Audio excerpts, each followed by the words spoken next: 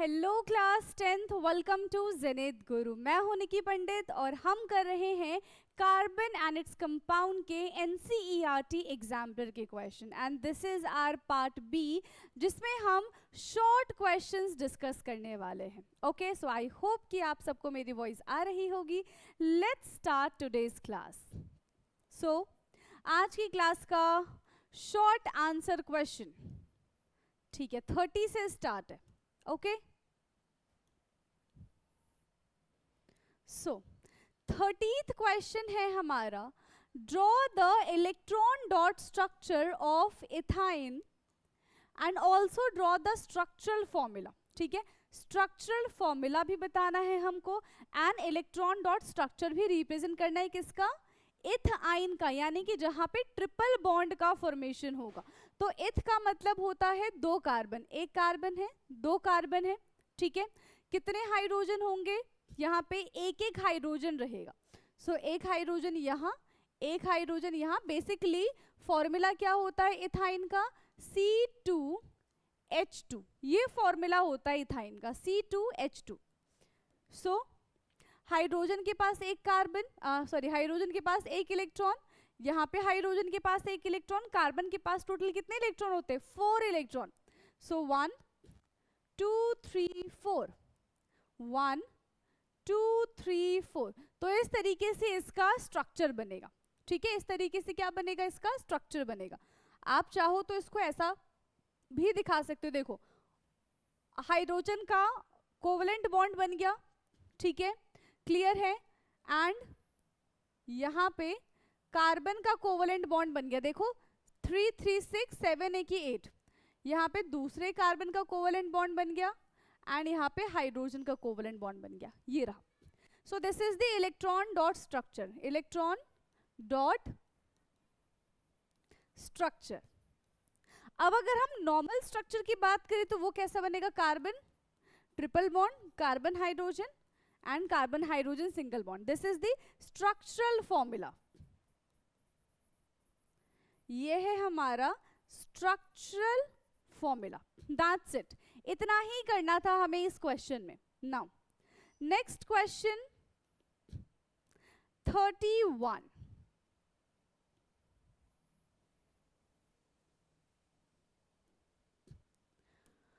सो 31 question है हमारा, right the names of the following compounds, यानी कि यहाँ पे हमें इसका नॉमेनक्लेचर करना है। ठीक है, हमें क्या करना है, इसका नॉमेनक्लेट करना है। सो कितने कार्बन है, 1 2 3 4 5। 5 कार्बन के लिए हम क्या लिखते हैं, 5 कार्बन के लिए हम लिखते हैं पेंट। ठीक है, क्या लिखते हैं, पेंट। अब सब में सिंगल बॉन्ड है तो आ जाएगा एन, ई नहीं लगाएंगे क्योंकि यहाँ पे फंक्शनल ग्रुप भी है। और COOH कौन सा है, कार्बोक्सिलिक ग्रुप, इसका सफिक्स क्या होता है, ओइक एसिड। क्या होता है, ओइक एसिड। तो ये बन गया हमारा पेंटेनोइक एसिड। फर्स्ट का नॉमेनक्लेचर हो जाएगा पेंटेनोइक एसिड। ठीक, नाउ बी, बी है यहाँ पे 1 2 3 4, तो 4 के लिए आता है ब्यूट। अब देखो single bond, double bond, triple bond, तो हमें यहाँ पे ये ट्रिपल बॉन्ड दिख गया।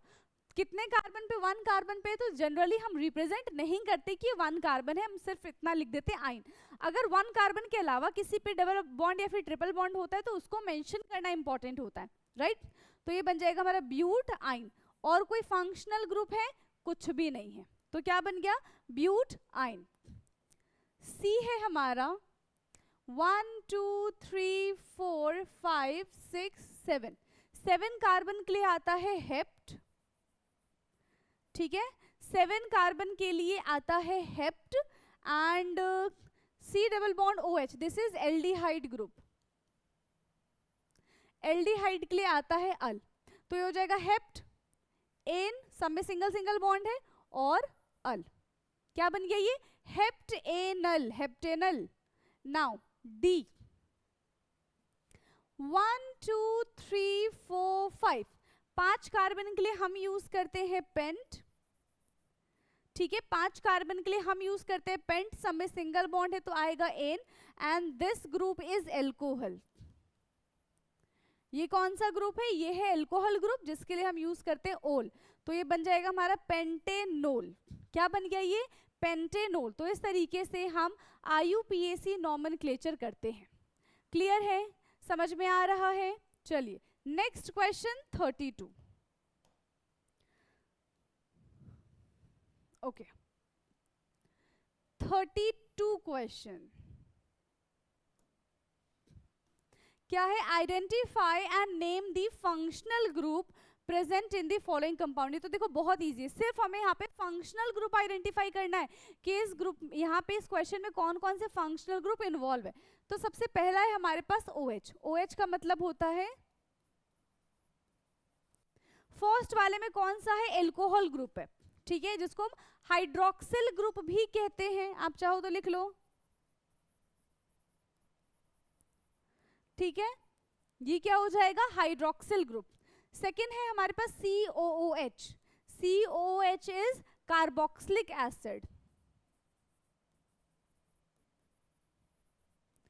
Carboxylic acid, C double bond OH, this is carboxylic acid. Third one is RCOR। क्या बन गया ये बन गया हमारा कीटोन, ठीक है, ये बन गया हमारा कीटोनिक ग्रुप, ठीक। डी पार्ट है, यहाँ पे देखो डबल बॉन्ड आ गया है, सिर्फ यहाँ पे क्या आ गया? डबल बॉन्ड आ गया, तो ये है हमारा एल्कीन जिसमें आता है डबल बॉन्ड, ठीक है, एल्कीन जिसमें आता है डबल बॉन्ड। क्लियर? सो ये था question number 32। Next question 33 question.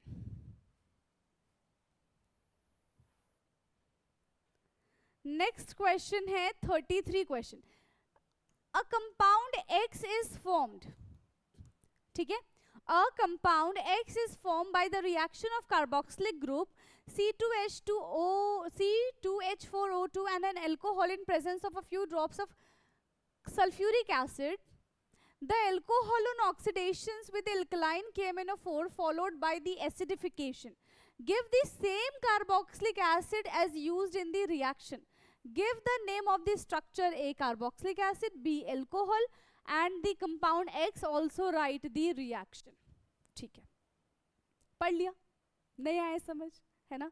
क्योंकि जब देखो पैराग्राफ वाले क्वेश्चन होते तो पहले हमने नॉर्मली पढ़ लिया, क्या क्या पूछा है हमने वो देख लिया। अब एक बार बिल्कुल आराम आराम से सारी चीजों को हम पढ़ेंगे और अब तक जितने भी हमने रिएक्शंस देखे हैं उनको रिकॉल करेंगे, तब तो हम ये क्वेश्चन कर पाएंगे, राइट? चलिए, a compound X is form, कोई एक कंपाउंड X है जिसका फॉर्मेशन होगा और by the reaction of carboxylic acid, ठीक है, by the reaction of carboxylic acid, यानी कि CH3COOH, यही है कार्बोक्सिलिक एसिड। दिख गया? जो फॉर्मूला उन्होंने दिया था वो हमने बना लिया ना, CH3COH एंड एन एल्कोहल। यहाँ पे हमें नहीं पता कि कौन सा एल्कोहल है, ठीक है, हमें नहीं पता, बट अभी हम C2H5OH कंसीडर कर लेते हैं। जनरली एल्कोहल यही होता है, ठीक है। In presence of few drops of H2SO4, ठीक है, इसकी प्रेजेंस में ये रिएक्शन हो रहा है। The alcohol on oxidation with, ठीक है, द एल्कोहल ये बन गया, यहाँ से हमें एक प्रोडक्ट मिल जाएगा। क्या प्रोडक्ट मिलेगा वैसे यहाँ से हमको? यस, पता है क्या प्रोडक्ट मिलेगा? CH3COOO, C2H5 और साथ ही साथ वाटर यहाँ से बाहर आ जाएगा, ठीक है, ये हमें यहाँ से प्रोडक्ट देखने के लिए मिलेगा फिलहाल।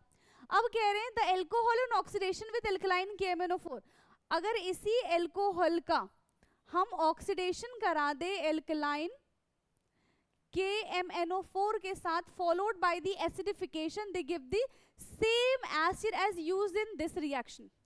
तो अगर हम ये रिएक्शन कराते हैं, देखो ध्यान से देखना, ये क्या रहे हैं?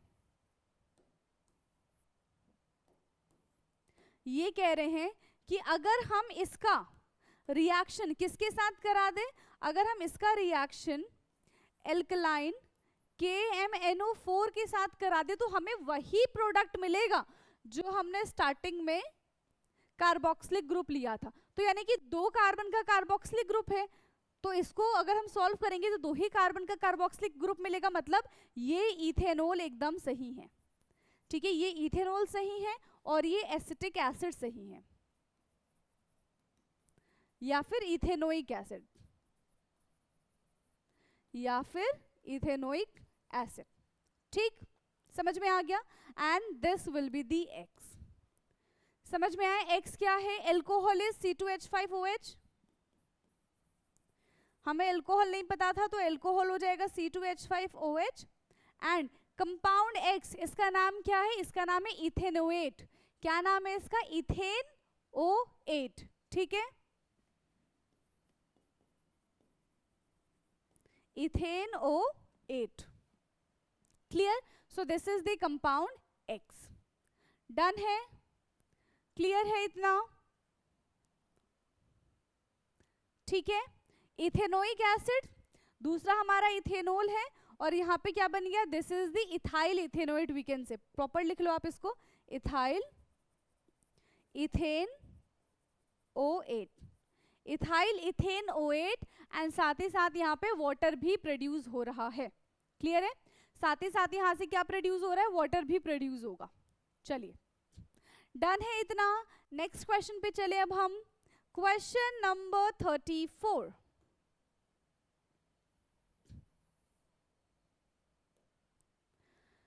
Question 34 is why detergents are better cleansing agent than soap?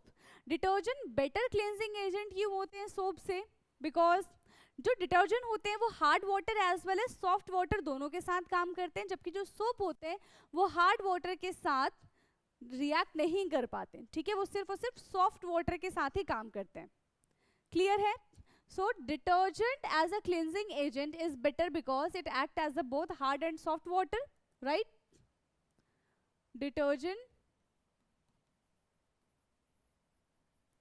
are better cleansing agents because it react with both hard as well as soft water, है ना? ये हार्ड वाटर के साथ भी रिएक्ट करता है एंड सॉफ्ट वाटर के साथ भी रिएक्ट करता है। क्लियर है? And detergent do not form insoluble PPT. ठीक है, ये इनसॉल्युबल पीपीटी प्रेसिपिटेट का फॉर्मेशन नहीं करता है जब ये रिएक्ट करता है कैल्शियम एंड मैग्नीशियम के साथ। ठीक है, जबकि सोप कर देता था। ठीक है, the charged end of detergent, the charged end of detergent do not form insoluble PPT with calcium and with calcium and magnesium ion,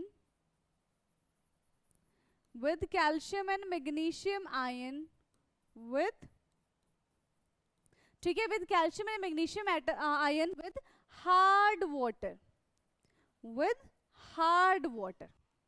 ठीक है, समझ में आ गया? इस वजह से डिटर्जेंट्स जो होते हैं वो बेटर होते हैं as compare to soap. Okay, now next 35th।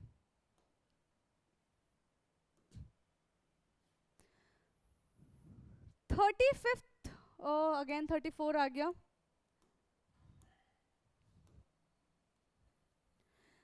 35th question है, name the functional group present in the following compound. ठीक है, ये भी तो देखो, फंक्शनल ग्रुप वाले क्वेश्चन बड़े आसान होते हैं ना। हमसे पूछ रहे हैं कि बताओ इसमें से कौन सा फंक्शनल ग्रुप प्रेजेंट है इस कंपाउंड में। सबसे पहले क्या है? CH3 CO CH2 CH2 CH2 CH3, तो CO C double bond O, इधर भी कार्बन इधर भी कार्बन, तो कौन सा फंक्शनल ग्रुप है ये? कीटोनिक फंक्शनल ग्रुप है, तो हो गया कीटोन। ठीक है, कौन सा फंक्शनल ग्रुप हो गया ये? कीटोन फंक्शनल ग्रुप हो गया। सेकंड है COH is carboxylic acid.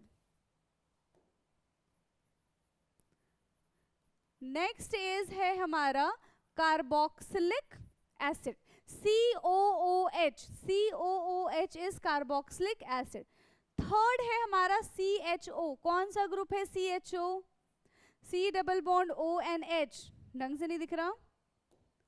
C double bond O and H. This is aldehyde. कौन सा ग्रुप बन गया ये बन गया हमारा aldehydic group. And D part is OH.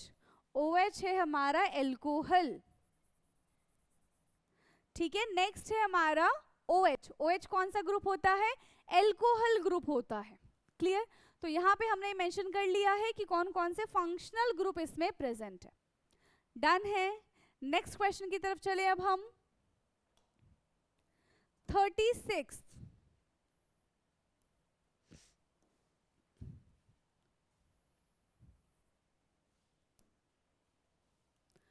36th question है, how is ethene prepare from ethanol? Give the reaction involve in it. Ethene से नहीं, इथीन का प्रिपरेशन कैसे होगा? किससे? एल्कोहल से. ठीक है. सो कैसे होगा? इथीन ले लो, CH3 नहीं, इथीन है ना, C double bond C, C double bond C, एक hydrogen, wait, from prepare from ethanol, CH3 CH2OH. ये है हमारे पास इथेनॉल. CH3 CH2OH है ना. इसका रिएक्शन जब हम कंसंट्रेटेड H2SO4 के साथ कराएंगे इन प्रेजेंस ऑफ 443 केल्विन, यही चीज याद रखना, कंसंट्रेटेड H2SO4 के साथ कराएंगे इन 443 kelvin. So alcohol will convert into ethene, CH2 double bond CH2 और साथ ही साथ वाटर रिलीज हो जाएगा. अगर ऐसे समझ नहीं आता है तो हम इसको पूरा ओपन करके भी देख सकते हैं. कैसे? ये देखो ऐसे होगा, CH3 CHOH ये है. ठीक है. यहाँ पे जो कॉन्सेंट्रेटेड H2SO4 होता है वो एक्ट करता है एज अ डिहाइड्रेटिंग एजेंट. ठीक है. वो किसकी तरह काम करता है? डिहाइड्रेशन प्रोड्यूस करता है, जो कि इसमें से वाटर रिलीज हो जाएगा, HOH रिलीज होगा, और वाटर रिलीज होने से इनके बीच में कैसा बॉन्ड बन जाएगा? क्योंकि दोनों के पास एक एक इलेक्ट्रॉन क्या हो जाएंगे? कमी हो जाएगी ना, तो ये आपस में बॉन्ड का फॉर्मेशन कर लेंगे. ठीक है. So when ethanol is heated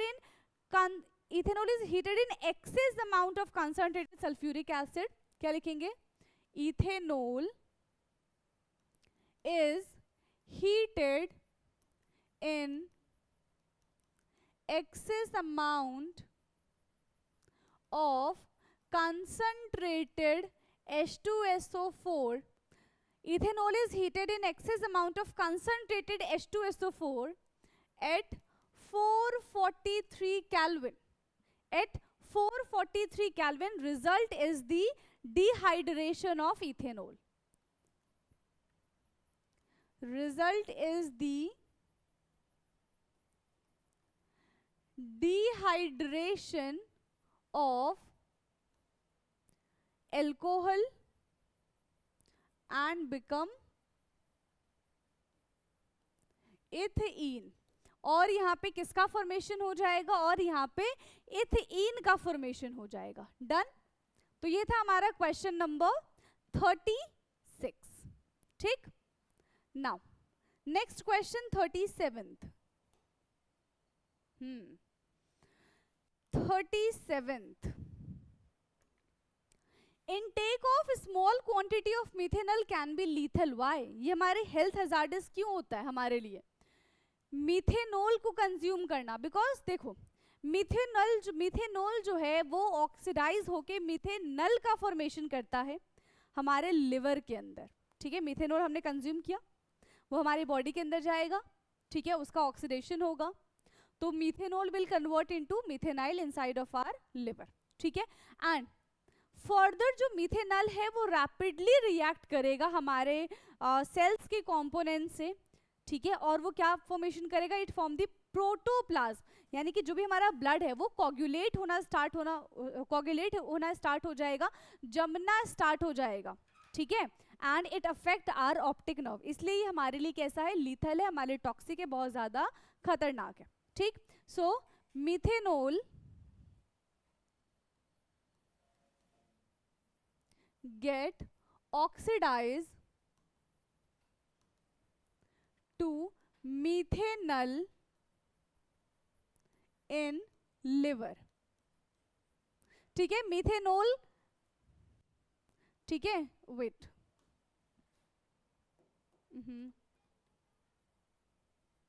methanol get oxidise to methanal, ठीक है, एल है ये है हमारा एल, मिथेनल। मिथेनॉल जो है वो किस में कन्वर्ट हो जाएगा, मिथेनल में कन्वर्ट हो जाएगा in our liver, and methanal react rapidly, methanal react rapidly, ठीक है। ये हमारे रैपिडली ये रिएक्ट करेगा with components of cell, with components of cells जो कि हमारे बॉडी के अंदर प्रेजेंट है, and it cause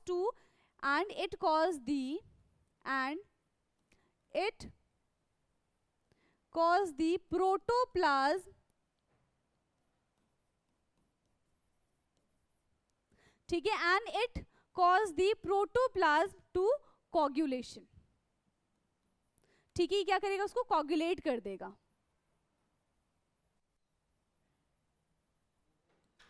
coagulation, and it affect our optic nerve causing blindness. It affect our optic nerve and can cause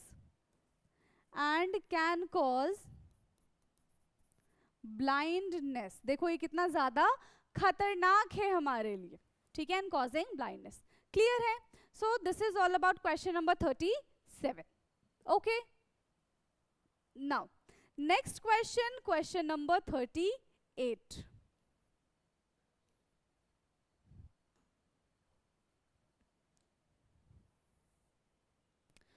So, question 38 is, फटाफट से question 38 को read करिए, क्या है, अ गैस इज इवॉल्व्ड, ठीक है।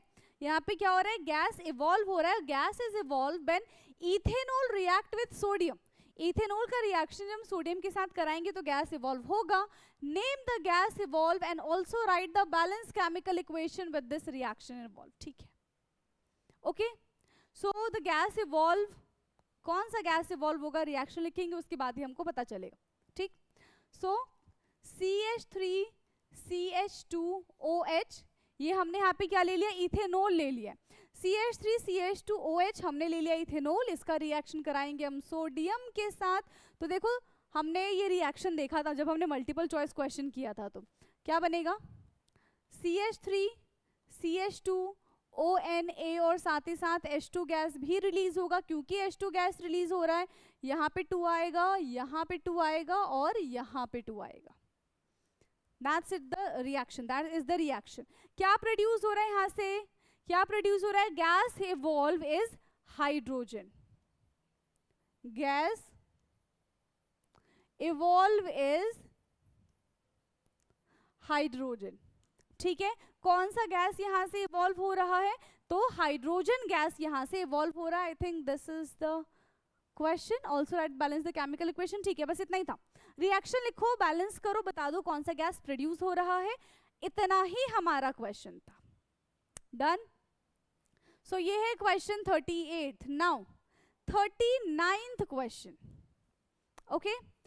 नेक्स्ट है हमारा 39th क्वेश्चन। क्या है ये क्वेश्चन, ओके।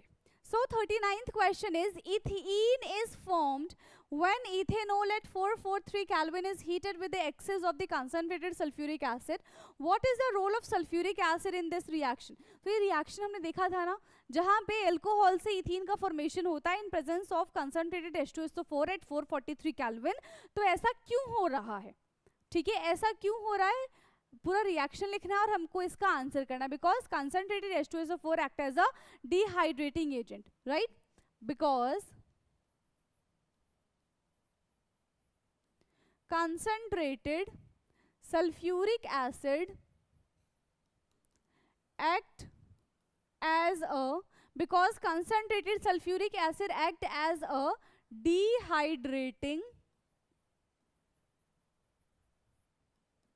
agent, ठीक है, because concentrated sulfuric acid act as a dehydrating agent, ठीक, रिएक्शन लिख लो अब, CH3 CH2OH in presence of यहाँ पे hot concentrated H2SO4 at 443 Kelvin will convert into CH2 double bond CH2 plus H2 gas यहाँ से बाहर आ जाएगा, ठीक है, तो बैलेंस कर दो यहाँ पे 2 और यहाँ पे 2 हो जाएगा।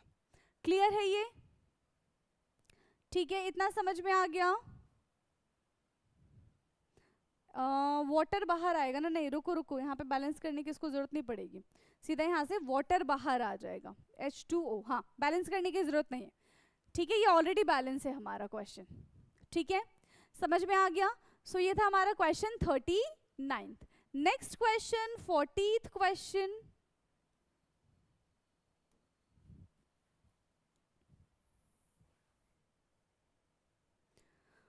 ओके, सो 14th क्वेश्चन है कार्बन, जो कि किससे बिलोंग कर रहा है? कार्बन बिलोंग कर रहा है ग्रुप 14 से, ठीक है। Element in the periodic table is known to the form compounds with many elements, right an example compounds form with chlorine. तो बेसिकली क्लोरीन ग्रुप 17 से बिलोंग करता है पीरियोडिक टेबल में, यस ये बात करेक्ट है। एंड ऑक्सीजन किससे belong करता है? ऑक्सीजन किससे बिलोंग करता है? ग्रुप 16 से बिलोंग करता है। तो कार्बन के साथ ही किस तरीके से बॉन्ड बनाएगा? तो देखो क्लोरीन की क्योंकि वैलेंसी 1 होती है, ठीक है, क्लोरीन की वैलेंसी क्या होती है? कार्बन है, ये क्लोरीन है, क्लोरीन यहाँ पे 4 है, यहाँ पे 1 है, क्रॉस मल्टीप्लिकेशन करेंगे और ये CCl4 बनाएगा, ठीक है। ये कैसा बॉन्ड का फॉर्मेशन करेगा? Carbon tetra chloride, carbon tetra chloride का फॉर्मेशन करेगा। किसका फॉर्मेशन करेगा? कार्बन टेट्रा क्लोराइड का फॉर्मेशन करेगा। वहीं ऑक्सीजन की बात करें तो कार्बन ऑक्सीजन 4 2, तो ये बन गया CO2, क्योंकि हमने इसको सिंप्लीफाई किया है, that is the carbon dioxide. किसका फॉर्मेशन हो गया? ये कार्बन डाइऑक्साइड का फॉर्मेशन हो गया, दैट्स इट, और कुछ खास नहीं था इस क्वेश्चन में। नेक्स्ट है question 41।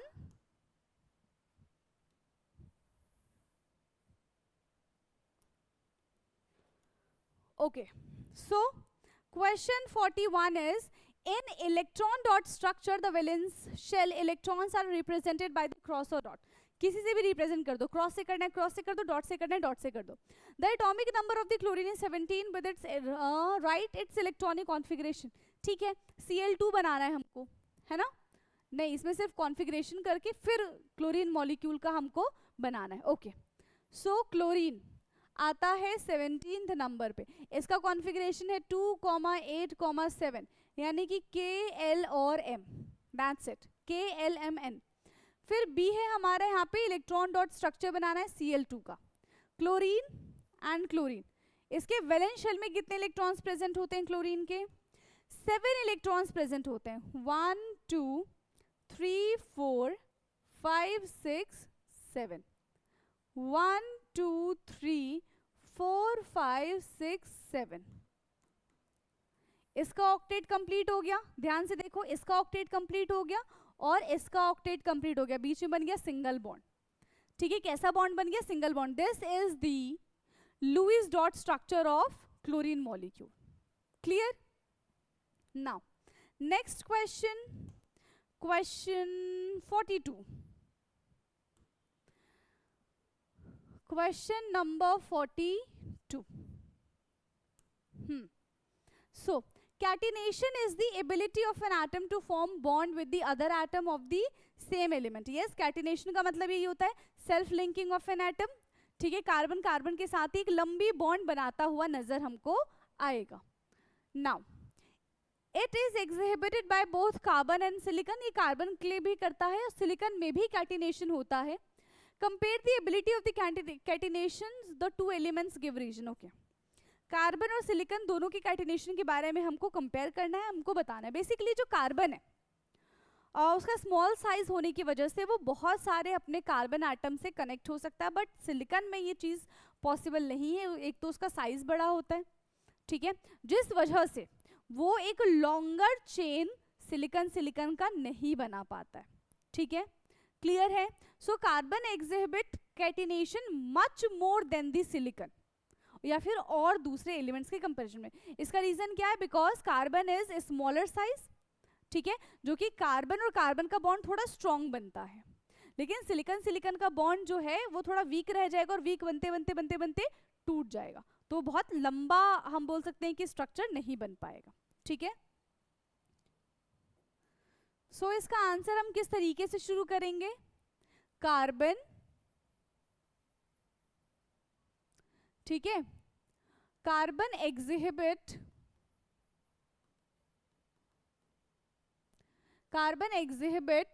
stronger catenation, or we can say much more. Carbon exhibit much more catenation than silicon or any other element,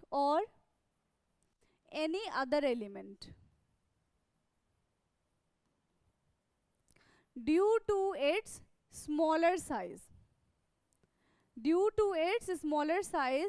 It make carbon strong bond, carbon stronger bond, but in silicon it form silicon weaker bond due to large size.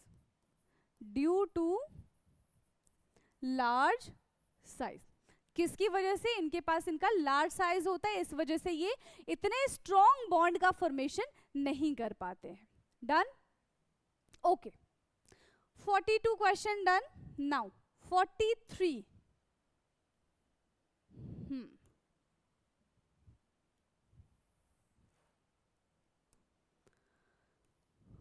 43 question is, unsaturated hydrocarbon contain multiple bonds between the two atoms and show the addition reaction. Give the test to distinguish ethane and ethene. Okay, हमें ethane और ethene में distinguish करना है. कैसे पता करेंगे कि कौन सा इथेन होगा कौन सा इथीन होगा?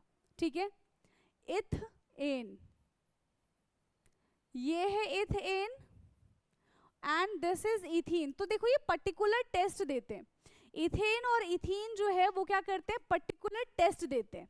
ठीक, ethane is saturated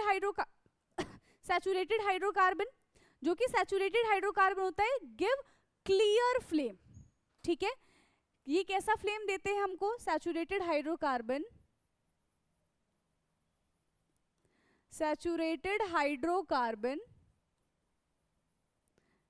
give clear flame.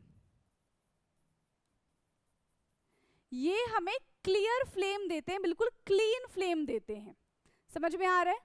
Saturated hydrocarbon generally give a clean flame or clear flame, whereas unsaturated hydrocarbon give a sooty flame. Unsaturated hydrocarbon,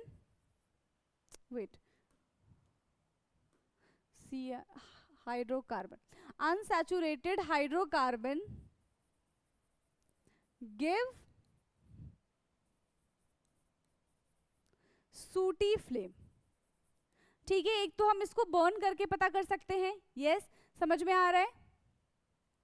ये जो इथेन है क्लीन फ्लेम किस तरीके का फ्लेम देगा? So it will produce yellow flame. ठीक है, और ये इथेन वाला with lots of black smoke, और ये हमें ब्लू फ्लेम देगा. ठीक, चलो, जो इथेन है ये हमें कैसा रिएक्शन देगा? It will follow substitution reaction, है ना, फॉलो सब्स्टिट्यूशन रिएक्शन। तो इससे हम डिस्टिंग्विश कर पाएंगे एंड फॉलो एडिशन रिएक्शन। वो सब्स्टिट्यूशन, ये एडिशन रिएक्शन नहीं कर पाएगा, ये सब्स्टिट्यूशन रिएक्शन नहीं होगा यहाँ पे, ठीक है। एक सब्स्टिट्यूशन रिएक्शन को फॉलो करेगा और एक एडिशन रिएक्शन को फॉलो करेगा, दैट्स इट, ठीक है। तो इस तरीके से हमने क्या कर दिया? डिस्टिंग्विश कर दिया। क्लियर है? Next 44th question.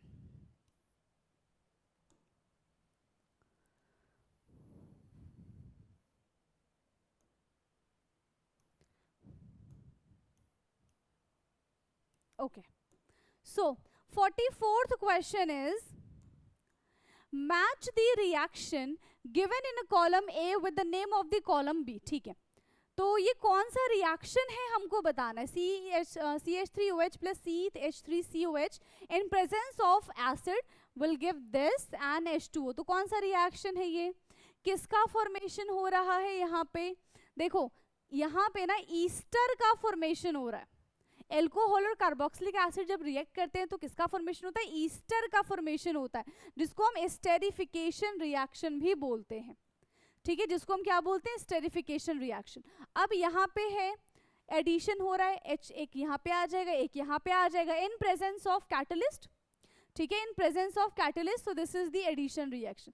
Third one is, देखो ये तो हमने किया हुआ है, CH4 का रिएक्शन Cl2 के साथ हो रहा है in presence of sunlight, so this is the addition, this is the कौन सा, ये कौन सा रिएक्शन हो जाएगा? ये सब्स्टिट्यूशन, हाँ, this is the substitution reaction. क्यों? क्योंकि हाइड्रोजन को हटा के उसकी जगह क्लोरीन आएगा, so that will make substitution reaction। and the last one is acid plus base gives salt plus water and that is purely neutralization reaction। ठीक है, प्योरली ये क्या है? न्यूट्रलाइजेशन रिएक्शन है। डन? क्लियर है इतना? चलो next question, question 45। Second last question है आज की क्लास का, है ना। चलो 45th क्वेश्चन है, right the structure formula of all the isomers of the hexane. Hexane का फॉर्मूला क्या होता है? C6H14। इसके हमें आइसोमेरिक स्ट्रक्चर बनाने हैं, बनाएं। सबसे पहले तो ये बनेगा CH3 CH2 CH2 CH2 CH2 and CH3, this is N-हेक्सेन। दूसरा क्या बनेगा? 1 2 3 4 एंड 5 और एक यहाँ पे CH3 आ जाएगा। ये बन गया हमारा 2-मिथाइल पेंटेन। ठीक है, 2-मिथाइल पेंटेन। एक स्ट्रक्चर हमारा ये बनेगा CH3 CH2 CH3, this is three methyl pentane, three methyl pentane. ठीक है, 3 स्ट्रक्चर बन गए।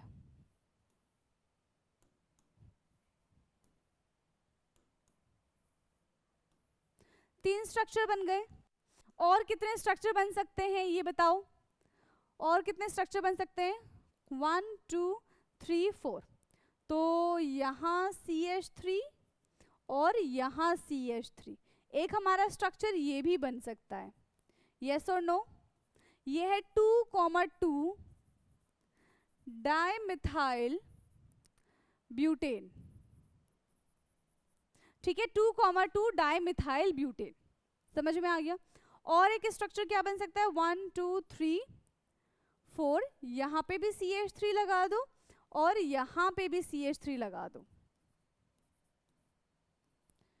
ये बन जाएगा हमारा 2,3 अगेन डाइमिथाइल ब्यूटेन। बन गया 2,3 डाइमिथाइल ब्यूटेन। कितने स्ट्रक्चर बन गए? 1 2 3 4 5। और कोई स्ट्रक्चर बन पाएगा क्या? 1 2 3, 3 चाहिए, नहीं बनेगा। Okay, that's it. तो ये पूरे 5 आइसोमेरिक स्ट्रक्चर यहाँ पे हमें देखने के लिए मिलेंगे। आइसोमर्स का मतलब पहले भी बताया था, दोबारा से जान लो। आइसोमर्स का क्या मतलब होता है? Which having the same molecular formula but different structure. तो एक ही फॉर्मूला था बट अलग अलग हमने इसके स्ट्रक्चर का फॉर्मेशन किया। ठीक है, समझ में आ गया इतना? अब लास्ट क्वेश्चन है आज की क्लास का। ठीक है, आज की क्लास का लास्ट क्वेश्चन है हमारा question number 46। Question 46। What is the role of metal? ठीक है, what is the role of metal or reagent writing on an arrow given the chemical reaction? क्या रोल होता है इनका ये बताना है। सबसे पहले निकल, platinum, palladium, they all act as a catalyst which alter the rate of reaction or which change the rate of reaction। अगर कोई रिएक्शन 10 घंटे में हो रही है तो उसको 1 घंटे में करने का काम करता है ये कैटलिस्ट। ठीक है, सो फर्स्ट वन इज निकल act as a catalyst which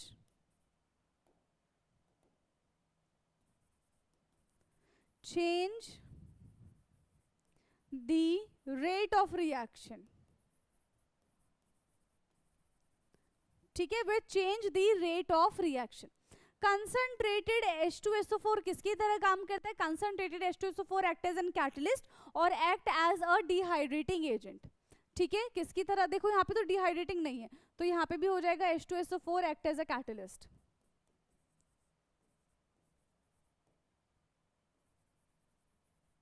ठीक है, यहाँ पे भी किसकी तरह काम कर रहे हैं? कैटलिस्ट की तरह ही काम कर रहे हैं। Now see, CH3CH2 alkaline KMnO4 किसकी तरह काम करता है? ऑक्सीडाइजिंग एजेंट की तरह काम करता है। ठीक है, सो alkaline KMnO4 act as a alkaline KMnO4 act as a strong oxidizing agent। Strong oxidising agent की तरह ये काम करता है। ठीक है, क्लियर? तो यहाँ पे हमारे देखो सारे के सारे शॉर्ट आंसर क्वेश्चन होते हैं फिनिश। अब नेक्स्ट क्लास से हम लॉन्ग क्वेश्चन आंसर करना शुरू कर देंगे। ओके, नेक्स्ट क्लास से क्या करेंगे? हम लॉन्ग क्वेश्चन आंसर करना शुरू कर देंगे। तो आज की क्लास के लिए इतना ही। जो भी आपको डाउट्स होंगे आज की क्लास से रिलेटेड आप कमेंट बॉक्स में पूछ सकते हैं। बाकी की बातें हमारी होंगी नेक्स्ट क्लास में। आज के लिए इतना ही। Thank you so much.